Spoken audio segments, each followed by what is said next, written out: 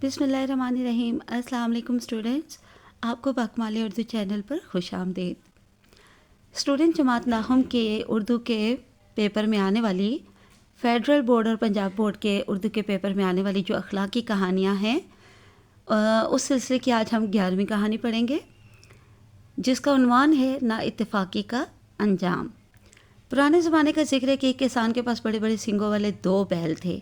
किसान बैलों से खूब काम लेता, बहुत सादा काम करवाता, मगर उन्हें पेट भर कर खाने को ना देता। बैल काफ़ी कमज़ोर हो गए और उनकी पसलियाँ नज़र आने लगीं, यानी कि वो तो बिल्कुल ढांचा ही बन गए। एक दिन जब दोनों बैल खोंटों से बंधे हुए थे, एक दूसरे से कहने लगा, ये किसान हमारी जान लेकर छोड़ेगा, बेहतर है कि हम यहाँ से भाग चलें, शायद इस तरह हमारी जान बच जाए। जब दोनों बैलों ने भागने का पुख्ता इरादा कर लिया, पुख्ता यानी कि पक्का इरादा कर लिया, मजबूत इरादा बना लिया, तो एक बैल ने अपने दांतों से दूसरे की रस्सियाँ चुभा डालीं और दूसरे बैल ने पहले की। इस तरह दोनों बैल आज़ाद हो गए और पो फुटने से पहले ही, यानी सुबह का उजाला फैलने से पहले पहले ही किसान के डेरे से भाग खड़े हुए और करीबी जंगल की राह ली। वो जिस जंगल में पहुँचे वो बड़ा सरसब्ज़ व शादाब था। दोनों बैलों को खुली फ़ज़ा रास आ गई, यानी उनके लिए बहुत ही अच्छी साबित हुई। कुछ ही दिनों में दोनों बैल मोटे ताज़े हो गए।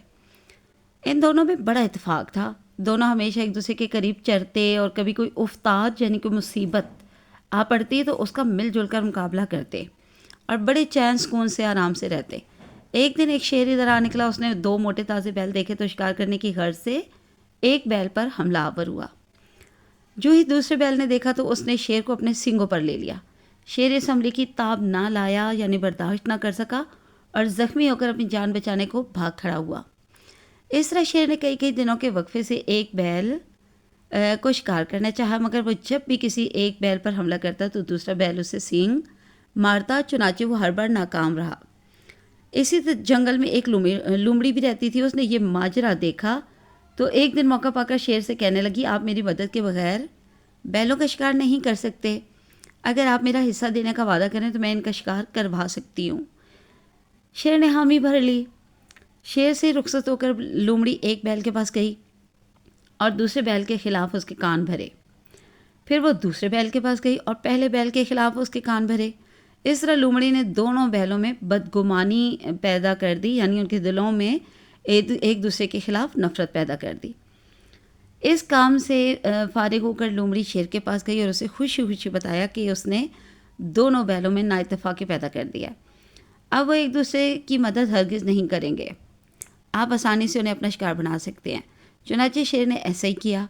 शेर एक बैल को शिकार करके हड़प कर गया, यानी कि खा गया, और चंद रोज़ के बाद दूसरा बैल भी बड़ी आसानी से शेर का शिकार बन गया। इसी तरह दोनों बैलों ने नाइतफाक़ी से अपनी जान गंवाई। नतीजा, नाइतफाक़ी का अंजाम बुरा होता है। जी, तो इस सिलसिले की अब हम 12वीं कहानी पढ़ते हैं, जो कि उर्दू कवायद व इंशाअ जो कि जमात नाहम दहम के लिए है। इसमें ये 12वीं आखिरी कहानी है और इसके बाद कुछ कहानियों के खाके भी हैं। तो चलें अब हम 12वीं कहानी, जिसका उन्वान है अक्लमंद बीवी, ये पढ़ते हैं। आज से 150-200 साल पहले का जिक्र है कि दिल्ली शहर में एक बुढ़िया रहती थी। बुढ़िया यानी कि बूढ़ी औरत। दरअसल वो कुटनी थी, यानी कि धोखेबाज खातून थी और अपने आप को हज्जन ज़ाहिर करती थी और जो सादा लोग औरतों को लूटने के लिए नित नए हरबे यानी तरीक़ाकार अपनाती थी। एक दिन शदीद गर्मी पड़ रही थी। बुढ़िया लाठी टेकती बड़े बाज़ार में जाने के लिए और एक बजाज की दुकान पर बैठ गई। बजाज यानी कि कपड़ा बेचने वाला। दुकानदार ने हामती बुढ़िया को पानी पिलाया और ग्राहकों को कपड़ा दिखाने में मसरूफ़ हो गया। बुढ़िया भी बैठी रही और बजाज और ग्राहकों की गुफ्तगू सुनती रही। जब ग्राहक चले गए तो बजाज ने अपने नौउम्र यानी कि कम उम्र मुलाजिम से कहा कि ये लो बुरका, इसे घर में दे देना और कहना कि बड़े संदूक में कपड़े का एक थान रखा है, वो निकाल कर दे दें, एक ग्राहक को देना है। मुलाजिम ने बुरका लिया और दुकान से घर की तरफ चल दिया। बुढ़िया भी उठी और मुलाजिम के पीछे पीछे चल पड़ी। उसने मुलाजिम को आवाज़ देकर ठहराया, यानी कि रोका, और बातों बातों में बजाज के घर का पता दरियाफ्त कर लिया, यानी कि मालूम कर लिया। अचानक बुढ़िया को एक चाल सूझी। मुलाजिम से बोली, मेरे अच्छे बेटे, मैं तुम्हारी दुकान पर अपना पानदान भूल आई हूँ, जिसमें मेरी नकदी की पोटली यानी कि जिसमें मेरे पैसों की थैली भी पड़ी हुई है। ذرا دوڑ کر جائیو، ایسا نہ ہو کہ کوئی اور لے جائے. جائیو سے مراد جاؤ ہے، ٹھیک ہے. یہ برقع مجھے پکڑا دو اور دیکھو جلدی آنا، میں یہیں کھڑی تمہارا انتظار کرتی ہوں. بیچارہ ملازم بڑھیا کی باتوں میں آ گیا. اس نے برقع بڑھیا کو تھما دیا، یعنی پکڑا دیا، اور دکان کی طرف چل دیا. بڑھیا نے موقع غنیمت جانا، یعنی موقع سے فائدہ اٹھایا اور تیز تیز قدم اٹھاتی بزاز کے گھر پہنچی. دروازہ کھٹکھٹایا. بزاز کی بیوی نے دروازہ کھولا اور پوچھا بڑی بی کیا بات ہے. بڑھیا نے کہا یہ لو برقع تمہارے شوہر نے بھیجا ہے اور کہا ہے کہ جلدی سے بڑے صندوق میں سے کپڑے کا تھان نکال کر دے دو. گاہک دکان پر بیٹھا انتظار کر رہا ہے. بزاز کی بیوی نے برقع لے لیا اور کہا تو جانے کون ہے، میں تجھے تھان نہیں دوں گی. بڑھیا نے بتیرا کہا، یعنی بہت بار کہا، کئی بار کہا، بہت کہا، میں سیدھی دکان سے آ رہی ہوں، ملازم مصروف تھا اس لیے مجھے ہی آنا پڑا.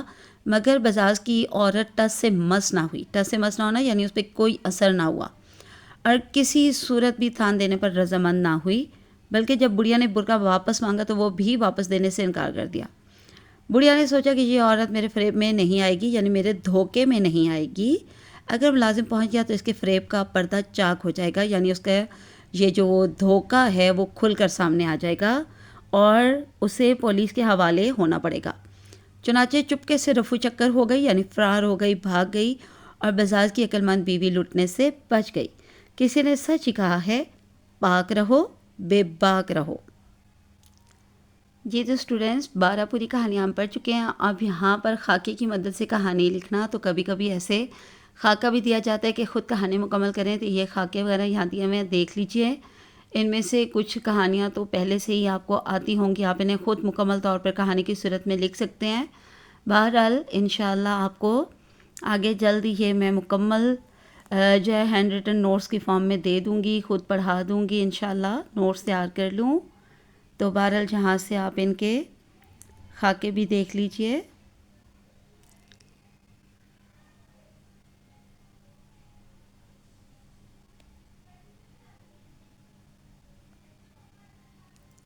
جی تو اس اردو قواعد و انشاء میں جو کہ جماعت نحو تاہم کے لیے ہے، تو اس میں اتنی ہی کہانیاں اور کہانیوں کے خاکے ہیں.